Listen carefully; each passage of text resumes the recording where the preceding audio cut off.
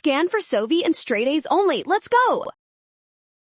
Calculus limits can look intimidating, but this specific problem is actually super quick to solve if you follow these 3 simple steps. Let us dive in.